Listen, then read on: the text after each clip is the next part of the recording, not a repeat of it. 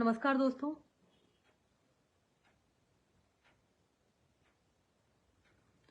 इस वक्त आप लोगों के बीच में हाजिर हूं मनीष शर्मा। बहुत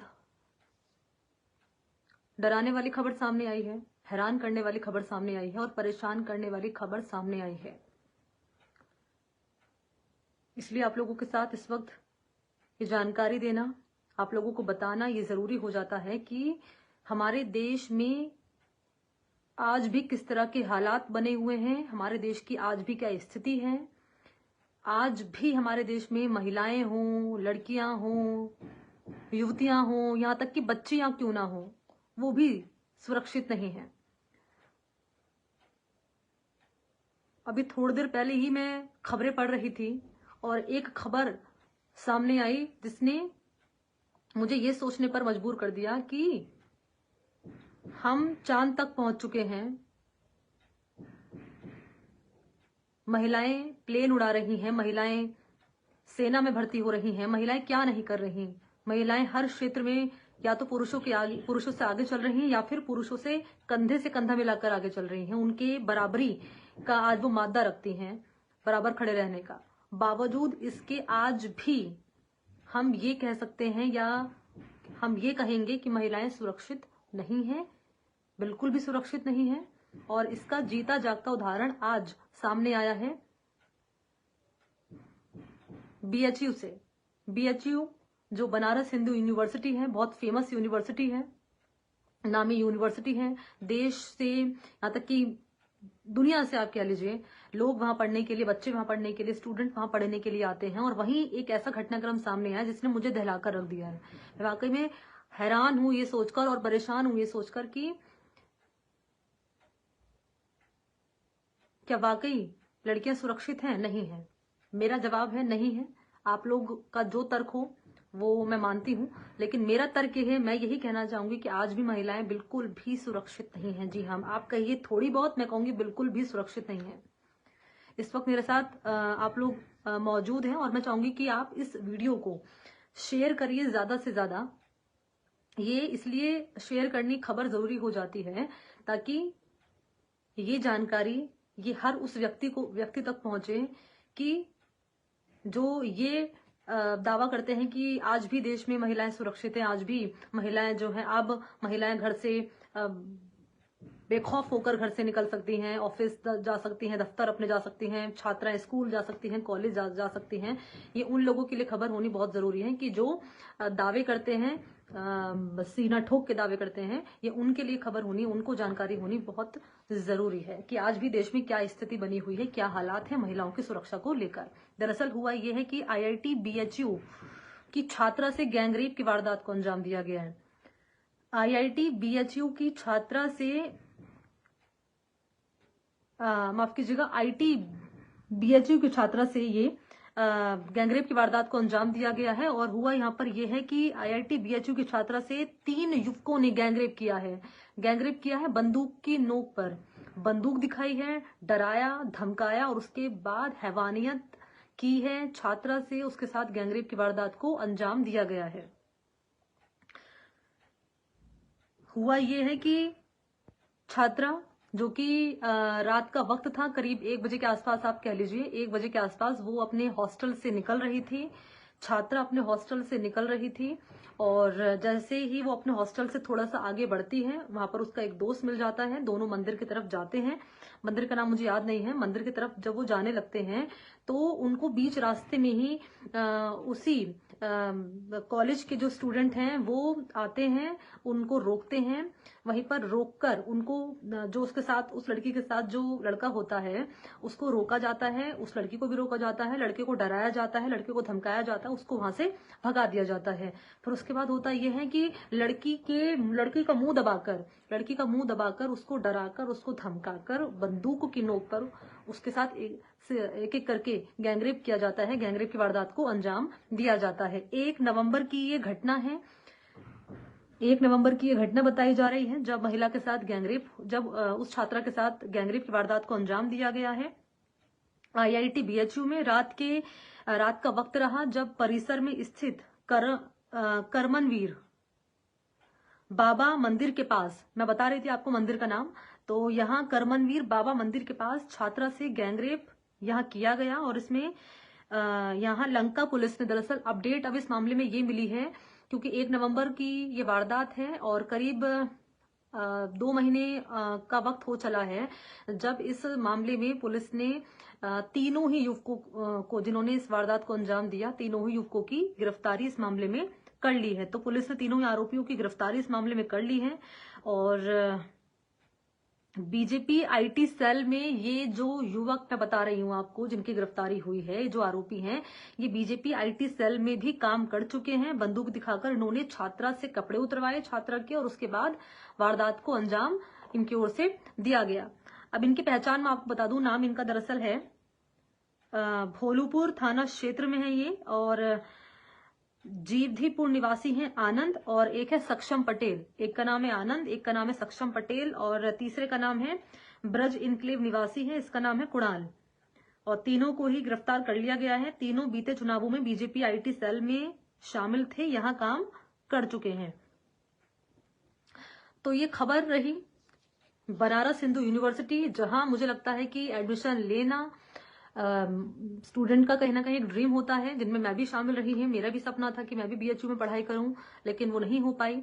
लेकिन बीएचयू आईटी में आप इस तरह से हरकत सामने आना आईआईटी से कि यहाँ पर छात्र से गैंगरेप की वारदात को अंजाम दिया जाता है, बंदूक के नोक पर छात्रा को डराया जाता है, छात्रा को धमकाया जाता है, और उसके बाद उसके कपड़े उतरवाए जाते हैं, और उसके बाद उसके साथ गैंगरेप की वारदात को अंजाम दिया जाता है। आप लोग मुझे जरूर बताइए कि आप लोग इस घटनाक्रम पर क्या कहेंगे।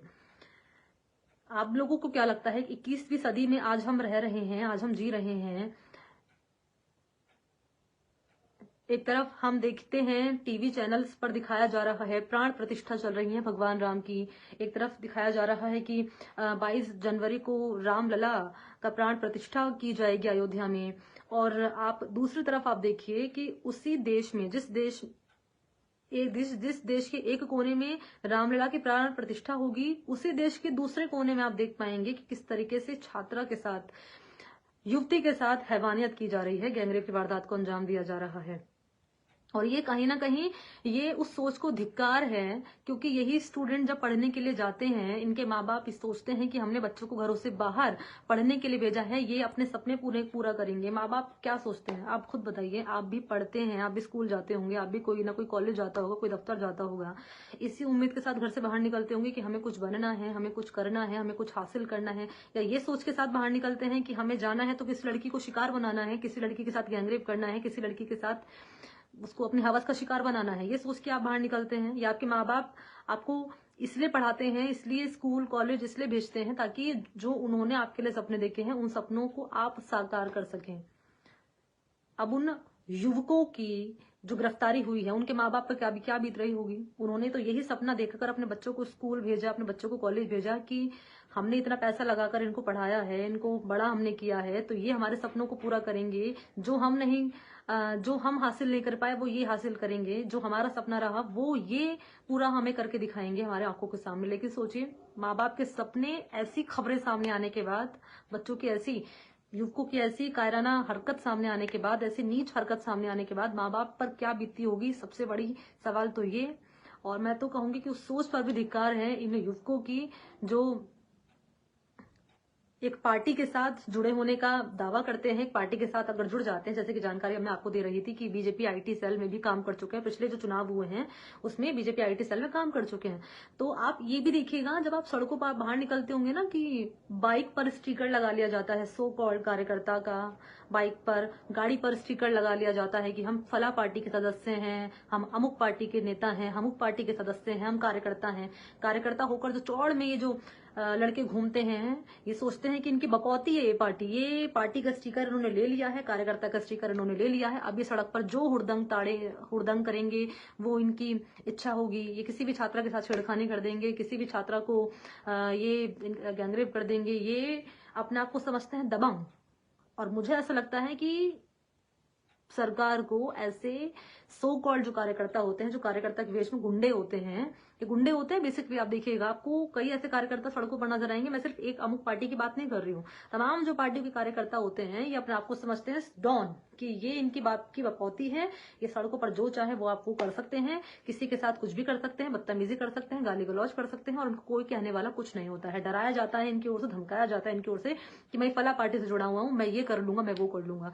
तो मुझे ऐसा लगता है कि यहाँ पर सरकार को भी एक्शन लेने की जरूरत है, इन कार्यकर्ताओं को बताने की जरूरत है कि अपने हद में रहिए। आप कार्यकर्ता हैं, आप पार्टी का प्रचार करिए, लेकिन आपको किसी ने यहाँ पर कोई लाइसेंस नहीं दे दिया है कि आप कार्यकर्ता अगर आप हो गए हैं तो किसी भी छात्रा के साथ, किसी भी लड़की के साथ, किसी भी व्यक्ति के साथ कुछ भी कर सकते हैं। आपको ये लाइसेंस किसी ने नहीं दिया है। और मैं चाहती हूँ कि इन युवकों की गिरफ्तारी पुलिस ने यहाँ पर कर ली है। हालांकि जब 1 महीने पहले, माफ कीजिएगा 2 महीने पहले जब ये वारदात हुई थी, तब पुष्टि पुलिस की ओर से नहीं की गई थी। हालांकि फुटेज इनका सामने आया था, लेकिन अब पुलिस ने गिरफ्तारी के बाद इस घटनाक्रम की पूरी तरह से पुष्टि कर दी है।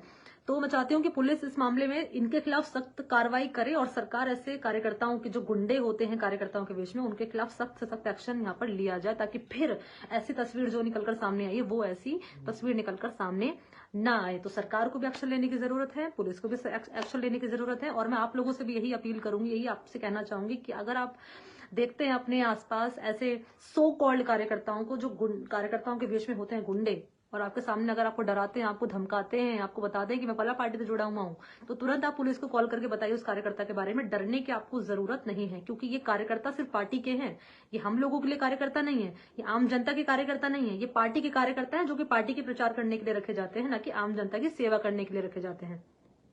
तो इनका कोई हक नहीं बनता कि ये हमसे किसी बदतमीजी से, किसी भी तरह से, किसी भी घटिया लहजे से ये गुंडागर्दी दिखाएं, बातचीत बर्ताव करें। इनका कोई हक नहीं है। अगर आपके साथ ऐसा होता है किसी भी लड़की के साथ, इसलिए मैं चाहती हूँ कि आप ये जो लाइव वीडियो, ये जो इस वक्त मैं वीडियो बना रही हूँ, ये आप लोग शेयर करें तमाम लोगों के साथ, स्पेशली लड़कियों के साथ भी और युवकों के साथ भी, क्योंकि ये कार्यकर्ता जो है, मैंने देखा है खुद, जब मैं घर से बाहर निकलती हूँ बाइक पर ऐसे रैश ड्राइविंग करते हैं, भगाकर अपनी बाइक को ले जाते हैं, गाड़ी को ले जाते हैं। आप इनकी गाड़ी को आगे देखिए, झंडा एक लगा रहता है फला पार्टी का, अमुक पार्टी का झंडा ये लगा लेंगे अपने गाड़ी के आगे, गाड़ी के पीछे स्टिकर लगा लेंगे, मैं उस पार्टी से जुड़ा हुआ हूँ, मैं उस पार्टी से जुड़ा हुआ हूँ। और फिर ये दिखाता है रॉब, ये दिखाता है दबंगई, ये दिखाते हैं दादागिरी।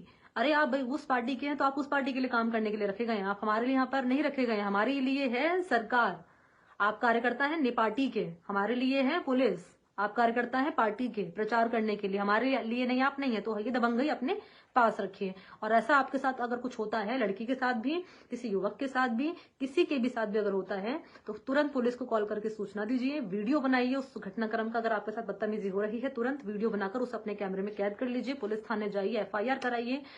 और ये एक्शन लेने की भी, आप लोगों को भी जागरूक होने की बहुत जरूरत है। तो यही कहना था मुझे, और यही मेरा मकसद था ये वीडियो बनाने का, आप लोगों तक जानकारी साझा करने का।